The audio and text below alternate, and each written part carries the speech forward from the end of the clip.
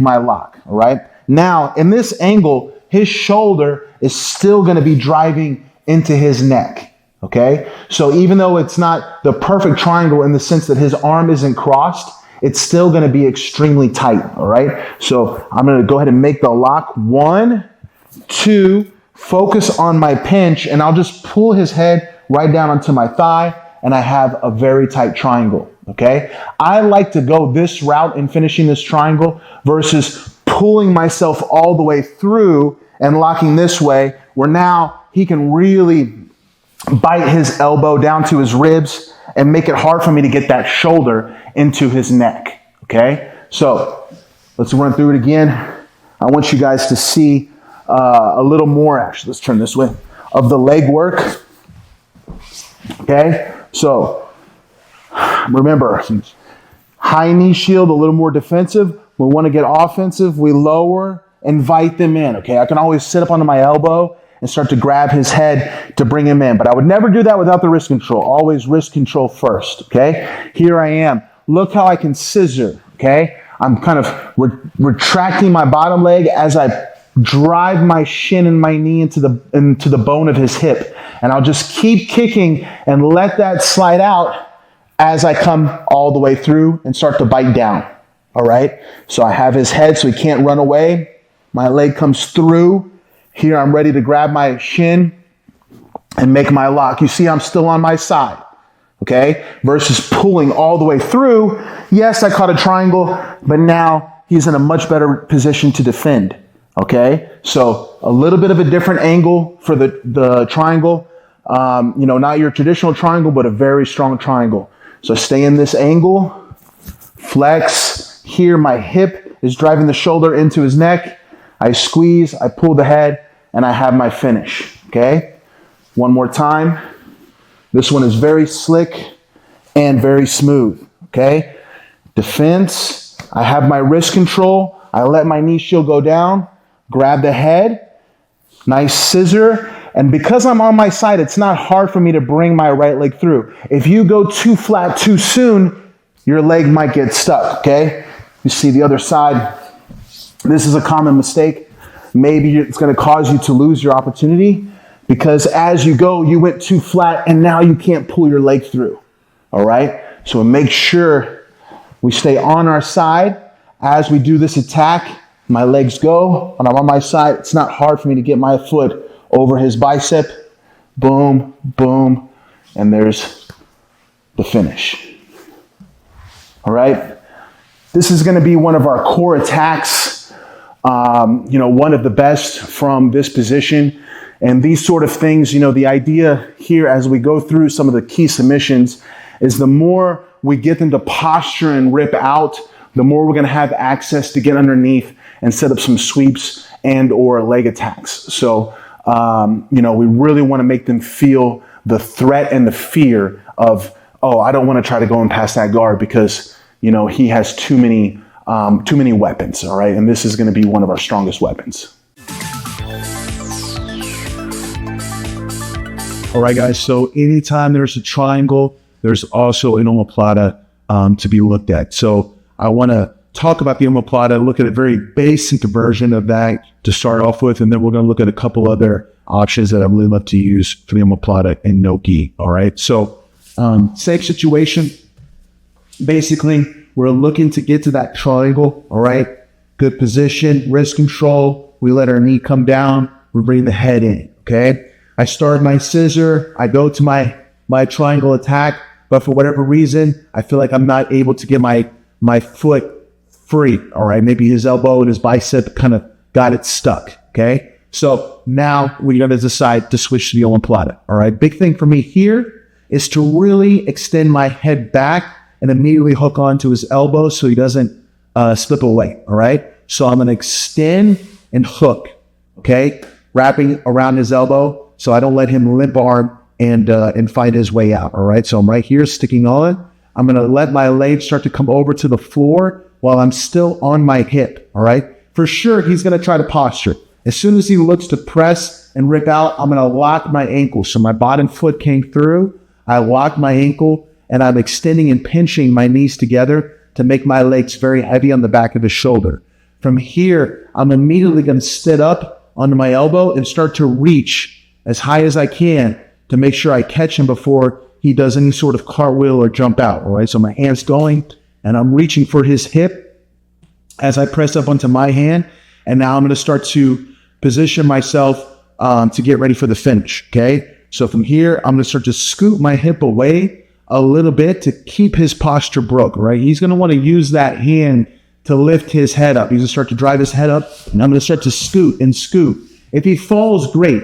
If I just keep him down long enough to where now I can swing my legs behind me and start to sit up, that's great, okay? That's all I need to do. And I like to bring my hands through, and I look to make a grip with my hands to pull me up and help me stay attached to this omoplata. So now if there's any sort of scramble, I know I'm not going anywhere, all right? So as I come up, I look to lock my hands. From here, I can start to drive and get my finish. And I know that there's no way for him to roll and undo block that I have, all right? So again, we're going for the triangle, but we weren't able to make it, okay? So I did my scissor, start to go, I got stuck, all right? But I had that posture.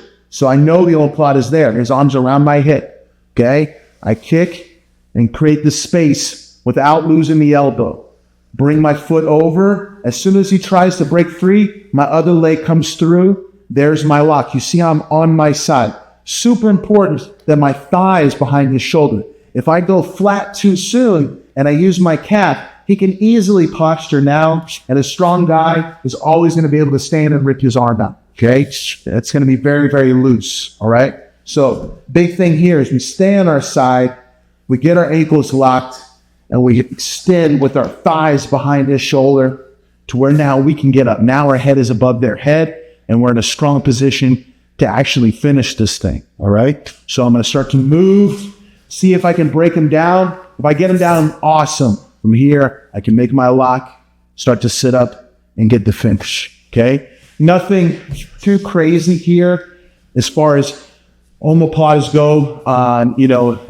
This is all pretty straightforward. The biggest thing I want you to note is that we're on our side whenever we lock this thing up. It's easier for me to get on my elbow, build my height, keep the tightness behind his shoulder, put a lot of weight that controls his posture and helps me get the finish, all right? So definitely no game with the slipperiness. This is going to be even more important, and I want to make sure you have those details.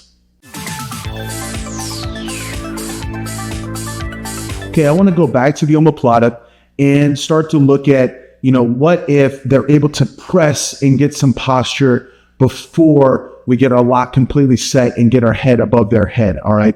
Once again, this is going to be very common in a no-gi scenario where we don't have quite the stickiness that we do in the gi, and maybe our omoplata came on a little loose and he's immediately resisting and posturing up, but we're always going to have an option for a secondary attack, okay? So same situation, all right?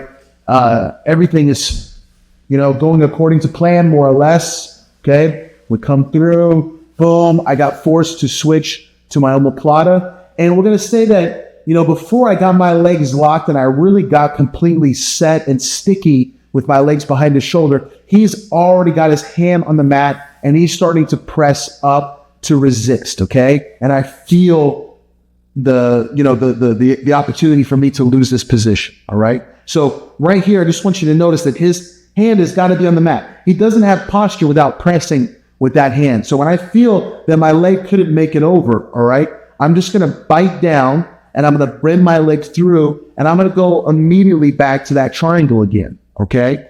I know the space is there, right? So, right here in the beginning, I'm trying to get my leg over, get everything set. As soon as he presses up, my leg comes over and I shoot the triangle.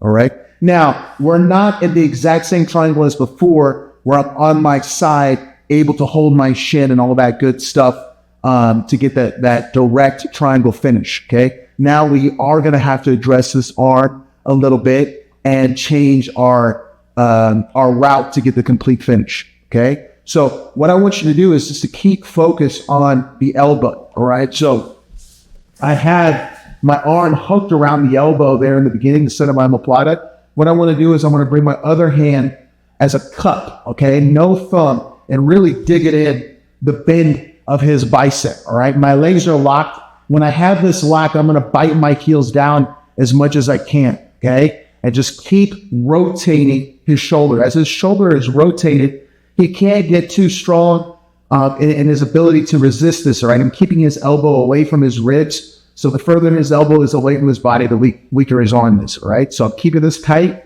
Now I can start to dig underneath and get to where, I can attack a very simple, basic reverse arm lock.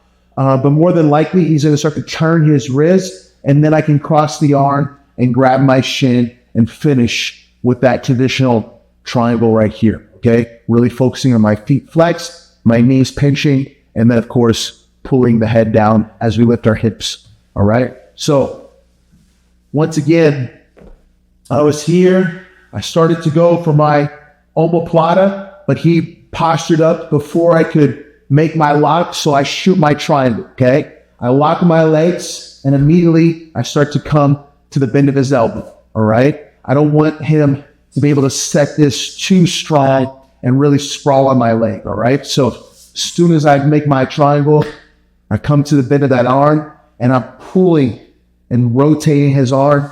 And here, there's always going to be enough space for me to just slide my hand, like I'm putting it in my pocket. I always say like I'm sliding my hand down into my pocket, and then I can open his arm. Maybe I finish with the reverse triangle, just using the reverse armbar, just using my shoulder shrug and clamping down in the back of his elbow. All right, we're going to look for that. And then if he, kind of looks to resist, that's going to make it easier for me to cross his arm, grab my shin, adjust my triangle, and get the finish sheet, okay? We'll do this one more time. Right? So we start to look for the omoplata. Boom, we had to switch to the triangle. Make our lock, come under, and we're back to a tight triangle, okay? This will be one option. We're gonna look at another one where we are able to get the legs locked, but they still are starting to get posture before we're getting our head above their head, and we'll have another variation of an omoplata finish. All right, let's add another option to our omoplata. Once again, looking at them, starting to make posture. This time we're going to say we're in a bit of a different stage. We were able to get our legs locked, but we couldn't stop them from starting to lift their head up. Normally what happens after they lift their head, a leg comes up as well. And this is going to be a great opportunity for us to do a little bit of a different style pressure on the shoulder and kind of come more into a direct shoulder crunch versus that kind of Kimura vibe that a traditional omoplata has, all right? So same situation. Once again, we're just building a few different options.